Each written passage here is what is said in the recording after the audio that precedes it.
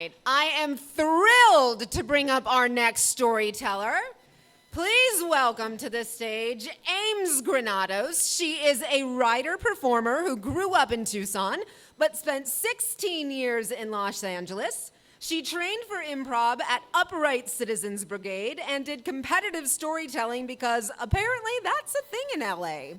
She is a Moth Story Slam winner, and her solo show, Jackass, A Prom Story, won an Encore Producers Award at the Hollywood Fringe Festival. She lives for her two nieces and two nephews. Please welcome Ames.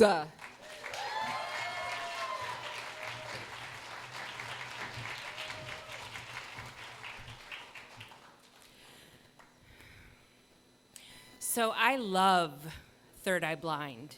You love them for their hit songs, How's It Gonna Be and Semi-Charmed Life. You know, do, do, do, do, do, do, do. I'm 17, and they're the best band I've ever heard. I first saw them play when I was 15. My cool Aunt Stephanie took me to see them play at the fairgrounds. I say cool because she's only 2 years older than I am. We wore matching overalls and stood in the front row, right in front of bassist Orion Salazar. I sang every word and savored every moment in the presence of lead singer Stephan Jenkins. See, at the heart of my love for this band is Stephan. Yes, he's 19 years older than me and dating some no-name actress, Charlize Theron. But I know that someday he and I are going to be really happy together. Yes, Stephan is gorgeous, but only a truly brilliant mind could rhyme "You're way too loud" with "burial shroud." Come on. Their debut album was released 25 years ago, and it stands the test of time. You can still listen to the whole thing without skipping a track. Celebrity crushes are crucial to the survival and development of teenage girls. Knowing I'm going to be with Stephan one day gives me something to live for when so much else sucks. All boys, mean girls, Matchbox 20, me, and my hair. The physical manifestation of all my insecurities. I have always hated my hair. It's super curly, freakishly thick. In kindergarten, it falls past my waist. It's heavy. It collects dust. I have asthma, so this is a problem. But my parents love it. They won't let me chop it off. In fact, I recently learned that my dad used to call Carl, the guy who cut my hair, before all of my appointments and threaten him, do not chop off her hair, no matter what she says. This happened all throughout elementary school.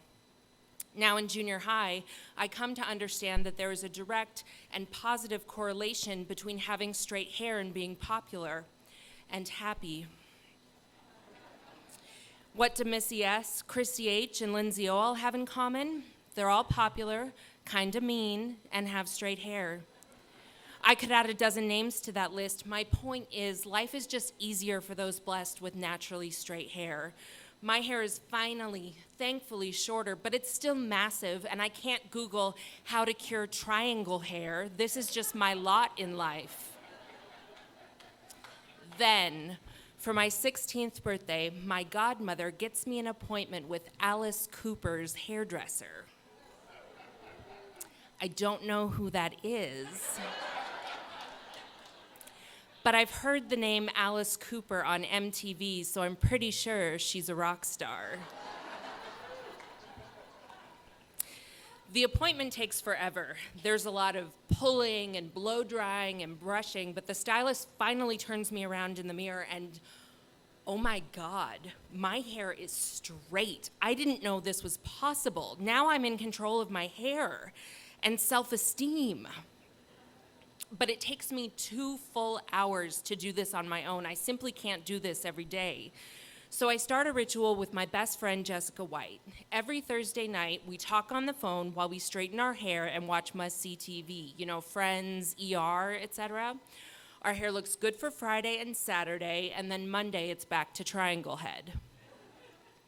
One day, I'm driving to school, and the DJ on 92.1 KFMA, Tucson's only alternative rock station, announces a contest.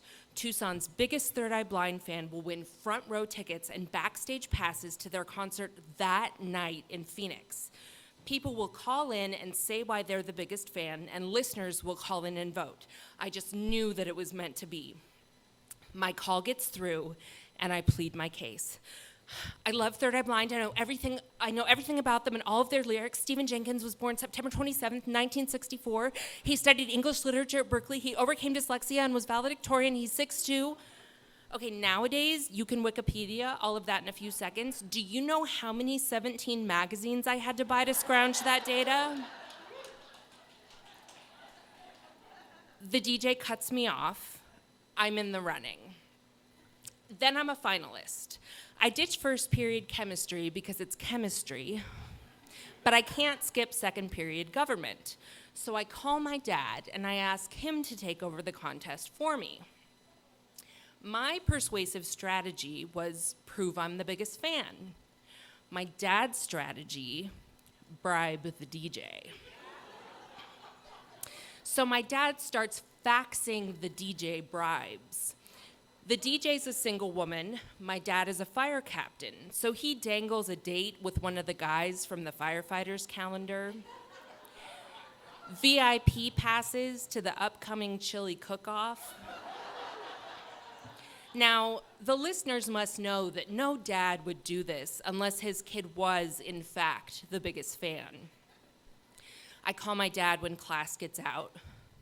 Amy, my parents call me Amy. It was really close, but you came in second. The winner's wife went into labor during the last show and they had to leave. What? A baby got the sympathy vote? I had been so sure. Then my dad says, the winner wants the tickets, but he has no desire to meet the band, so he's giving you the backstage passes. Yes! I knew it. This is how my love story with Stephan Jenkins starts.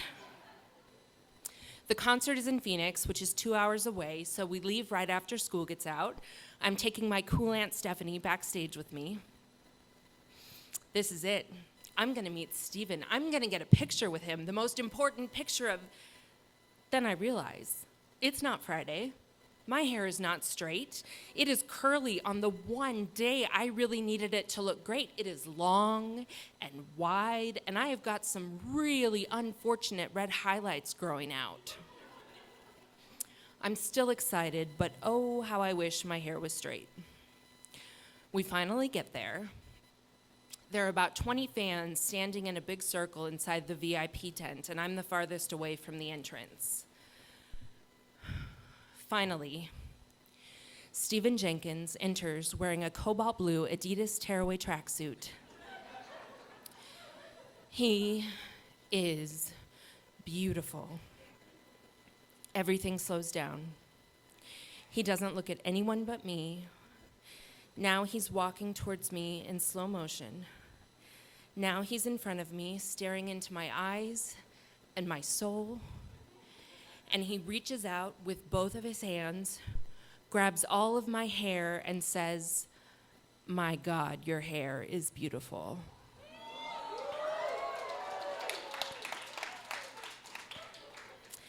Then he picks me up, spins me around, sets me down. I can't speak. And that's all I remember. I don't remember getting a picture with him, though I did. I don't remember meeting the rest of the band, though I did. Nothing. The next thing I remember is coming out of the tent and I'm crying. I'm doing like the Beatles screaming, crying fangirl thing. My parents are freaked out. What the hell happened in that tent? They ask.